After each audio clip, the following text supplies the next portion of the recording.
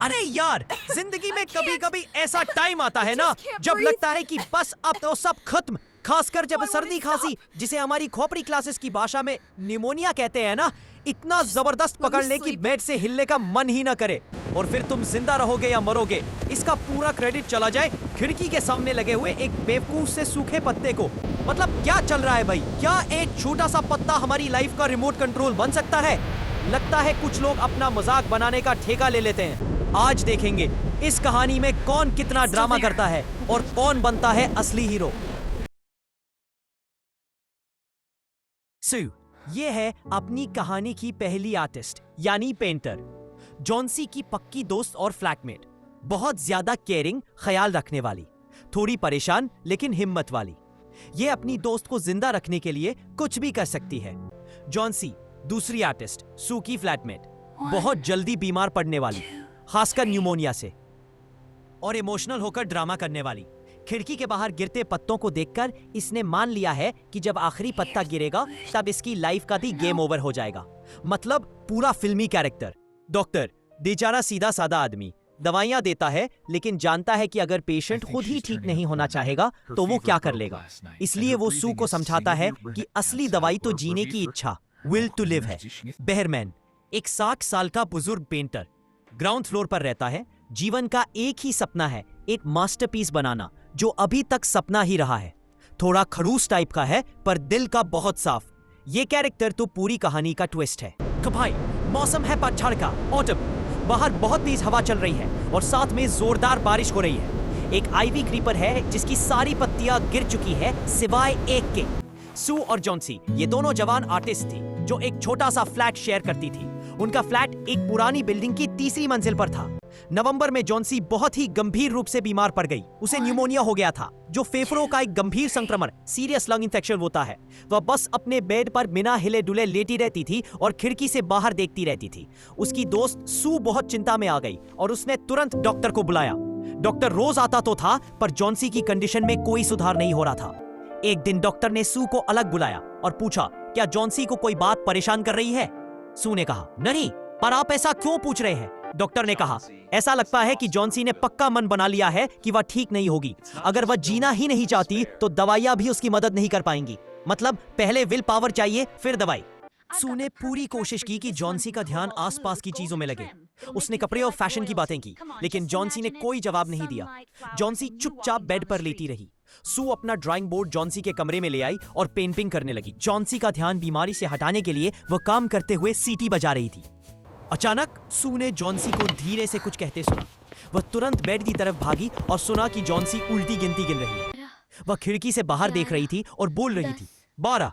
थोड़ी देर बाद उसने धीरे से कहा, 11, फिर 10, 9, 8 और 7। सू ने घबराकर खिड़की से बाहर देखा। उसे सामने वाली ईंट की दीवार पर आधी चढ़ी हुई एक पुरानी आइवी क्रीपर दिखी।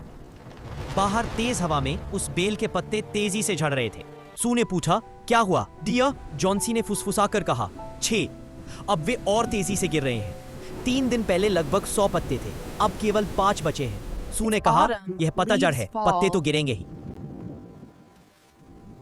I know I will go with the last one. सू ने जवाब दिया, ओह, ये सब बकवास है।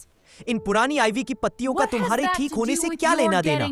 डॉक्टर को पूरा भरोसा है कि तुम ठीक हो जाओगी। जॉन्सी ने कुछ नहीं कहा।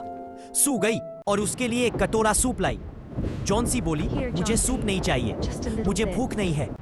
अब सिर्फ 4 पत्ते बचे हैं। मैं चाहती हूँ कि अंधेरा होने से पहले आखिरी पत्ता गिर जाए, फिर मैं हमेशा के लिए सो जाऊंगी। सू जॉन्सी के बेड पर बैठ गई, उसे चूमा और कहा, तुम मरने नहीं जा रही हो।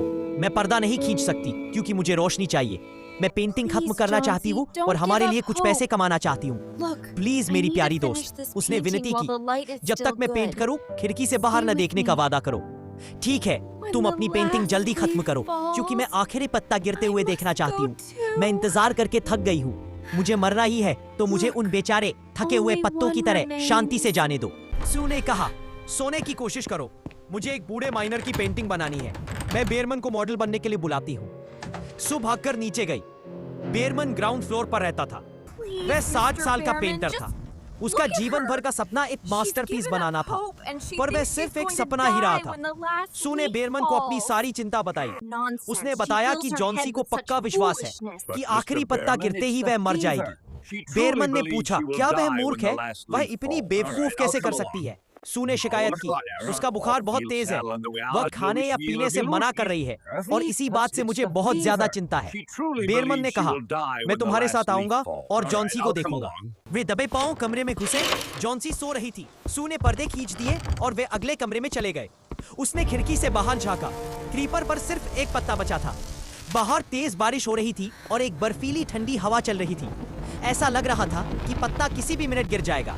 बेरमन ने कुछ नहीं कहा और वह अपने कमरे में वापस चला गया। अगली सुबह जॉन्सी जागी। उसने कमजोर आवाज में सू से पर्दे हटाने को कहा। सू घबरा रही थी। उसने अनमने ढंग से पर्दे हटाए।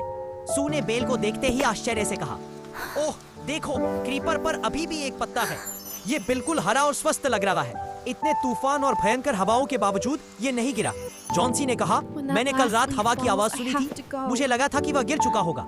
ये आज तो पक्का गिर जाएगा, तब मैं मर जाऊंगी। सू ने जोरदार तरीके से कहा, तुम नहीं मरोगी। तुम्हें अपने दोस्तों के लिए जीना है। अगर तुम मर गई तो मेरा क्या होगा? जॉन्सी फीकी सी मुस्कुराई और आंखें बंद कर ली। हर घंटे के बाद वह खिड़की से बाहर देखती और पत्ता अभी भी वहीं था। वह क्रीपर से चिपका हुआ लग रहा था। शाम को फिर एक और तूफान आया, लेकिन पत्ता नहीं गिरा। जॉन्सी बहुत देर तक उस पत्ते को देखती रही। फिर उसने सू को आवाज लगाई। जॉन्सी ने कहा, मैं एक बुरी लड़की रही हूँ। तुमने इतने प्यार से मेरा ख्याल रखा और मैंने तुम्हें सहयोग नहीं दिया। मैं निराश और उदास थी, मतलब अपनी नेगेटिव सोच में डूबी हुई थी। इस आखिरी पत्ते ने मुझे दिखाया कि मैं कितनी दुष्ट थी। मैंने महसूस किया कि मरने की इच्छा करना एक पाप है। सू ने जॉन्सी को गले लगाया। फिर उसने उसे खूब सारा गर्म सूप और एक आईना दिया। जॉन्सी ने अपने बाल कंघी किए और खुशी से मुस्कुराई। दोपहर में डॉक्टर आया। उसने मरीज को चेक किया और सू से कहा, जॉन्सी में अब जीने की इच्छा आ गई है। मुझे भरोसा है कि वह जल्दी ठीक हो जाएगी। अब मुझे नीचे जाना होगा और बेरमन को देखना होगा। उन्हें भी न्यूमोनिया है, पर मुझे डर है कि उनके लिए कोई उम्मीद नहीं है। अगली सुबह सू आई और जॉन्सी के बेड पर बैठ गई। जॉन्सी का हाथ अपने हाथ में लेकर उसने कहा, मुझे तुम्हें कुछ बताना है। मिस्टर बेरमन आज सुबह न्यूमोनिया से मर गए। वो सिर्फ 2 दिनों से बीमार थे। पहले दिन जेनिटर, बिल्डिंग की देखभाल करने वाला, ने उन्हें उनके बेड पर पाया। उनके कपड़े और जूते गीले थे और वो कांप रहे थे। वो उस तूफानी रात में बाहर गए हुए थे। सू ने आगे कहा, फिर उन्हें उनके बेड के पास एक सीढ़ी और एक जलती हुई लालटेन मिली। सीढ़ी के पास फर्श पर कुछ ब्रश और हरे और पीले रंग के पेंट पड़े थे। जॉन्सी डियर, सू ने कहा, खिड़की से बाहर देखो, उस आइवी के पत्ते को देखो। क्या तुमने कभी सोचा नहीं कि जब हवा चलती है तो ये क्यों नहीं फड़फड़ाता? वो बेरमन का मास्टरपीस है। उन्होंने इसे उस रात पेंट किया था जिस रात आखिरी असली पत्ता गिर गया था। इस कहानी की मुख्य सीख है कि उम्मीद और दोस्ती की ताकत से कोई भी मुश्किल पार की जा सकती है।